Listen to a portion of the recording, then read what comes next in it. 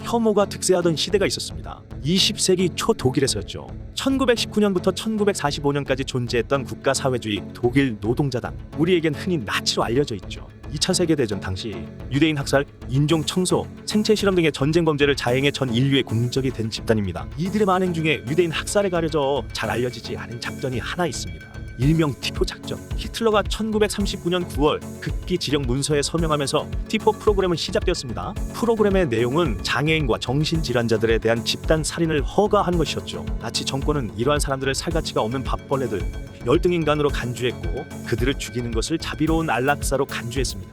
이 작전으로 공식적으로 확인된 것만 7만 273명이 희생됐습니다. 30만 명이 희생됐다는 비공식 자료도 있죠.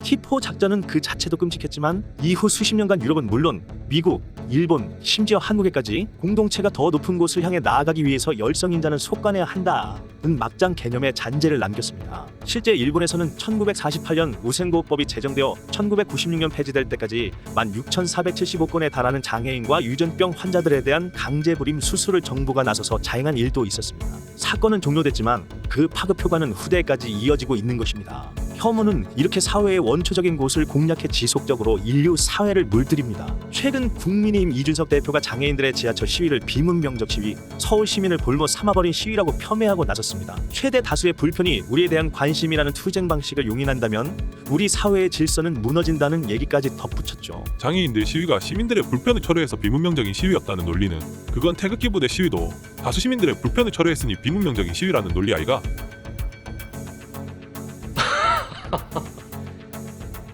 죄송하지만 저도 그 정도 사리 판단을 할 줄 안다고 생각합니다. 그래, 사리 판단을 할 줄 안다는 사람이 이런 식으로 표현하나?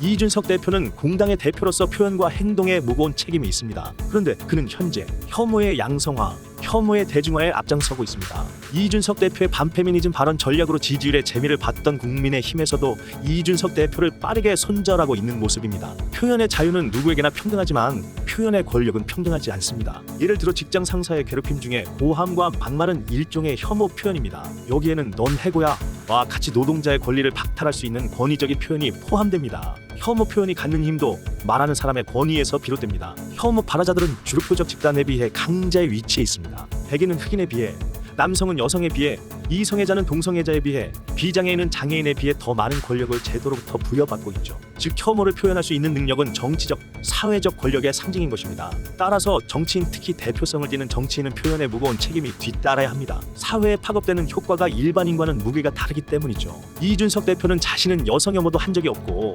장애인 혐오도 한 적이 없다는 변명을 내놨습니다. 그런데 그의 표현들은 관용이라는 두터운 흙에 덮여 우리 사회의 깊은 바닥에 묻혀있던 혐오라는 원초적인 씨앗의 물과 양분을 뿌려주고 있습니다. 혐오는 일반적인 상황에서는 싹을 틔우지 않습니다. 그러나 누군가 관용의 흙을 파내거나 양분을 주기 시작하면 무섭게 자라나기 시작합니다. 그 일을 이준석 대표가 하고 있는 것입니다. 이준석 대표의 페이스북 글에 달린 댓글들입니다. 이런 상황에서 본인은 혐오 워딩을 한 적이 없다고 발뺌하는 비겁한 태도는 이준석 대표의 정치 스타일을 명확하게 알려주고 있습니다. 최근 아카데미 시상식에서 윌 스미스의 불꽃 사닥으로 논란이 된 크리스 록을 아실 겁니다. 그는 2016년 아카데미 시상식에서 아시아인을 비하하는 인종차별적 발언을 해 무리를 빚은 적이 있죠. 그런데 실제 그의 워딩을 보면 옐로우 피플, 눈 찢어짐을 표현한 칭크 등 직접적인 인종차별 발언은 없었습니다. 그러나 이를 시청한 대중들은 이 발언을 인종차별로 규정했습니다. 아시안을 비하하려는 그의 의도가 너무나 명확했기 때문입니다.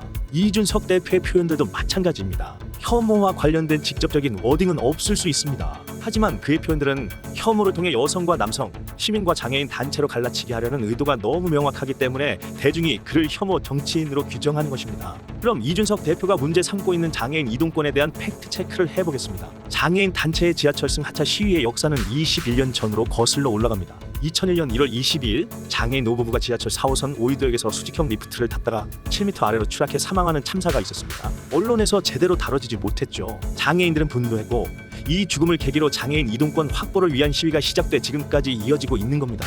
이명박 당시 시장 때부터 약속은 계속됐지만 지켜지지 않거나 더뎠습니다. 장애인 단체 이동권 보장 요구는 크게 두 가지입니다. 지하철 엘리베이터 설치와 저상버스 도입입니다. 서울시 1에서 8호선을 기준으로 275개 역 가운데 254개 역이 지상과 지하를 연결하는 엘리베이터가 설치돼 있습니다. 전체의 92.4%입니다. 그러나 저상버스 도입은 더디기만 합니다. 2020년 기준 서울은 57.8%였지만 충남은 10%, 전남 11.5%, 울산 12.3%, 경기 14.1%, 강원 14.1%, 경북 16.2%로 20%를 넘지 못하는 곳이 수두룩했습니다. 시외 고속버스는 2019년 들어서야 시범 사업이 진행되고 있는 상황입니다. 그들의 시위는 정치권과 정부의 약속과 파기의 쳇바퀴가 20년 가까이 계속되면서 그간 누적된 불신과 제도 변화에 대한 절박함이 담긴 것입니다. 따라서 이준석 대표가 지하철 리프트를 94%나 설치해줬는데 왜 지하철에서 시위하냐는 식의 발언은 장애인 이동권 확보 요구를 진정성 있게 받아들였다고 보기 어렵습니다. 혐오 사회 저자 카롤린 엠케는 혐오와 증오는 느닷없이 폭발하는 것이 아니라 훈련되고 양성된다고 했습니다. 이준석 대표는 지난 5년간 이대남에게 혐오의 씨앗을 뿌려왔고 본인의 당대표 선거와 20대 대통령 선거를 통해 수확물을 거둬들였죠.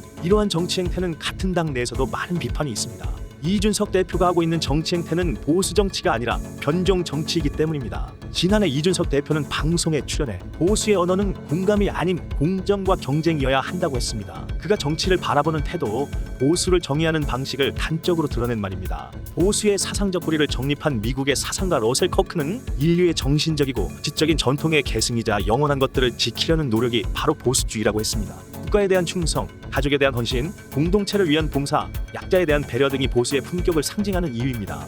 이러한 가치들이 뿌리로 탄탄하게 자리 잡고 있어야 이준석 대표가 강조한 공정과 경쟁도 열매를 맺을 수 있지 않을까요? 쉽게 말하면 공부 이전에 먼저 사람이 되라는 말과 같습니다. 자식에게 인간성과 배려 따위는 내팽개치고 공부와 성적만을 강요하는 부모가 되지 말아야 합니다. 그런 교육의 효과는 부메랑처럼 부모에게 돌아오는 법입니다. 오늘 영상은 여기까지입니다. 좋은 정보였다면 구독, 좋아요, 알림 설정 부탁드립니다.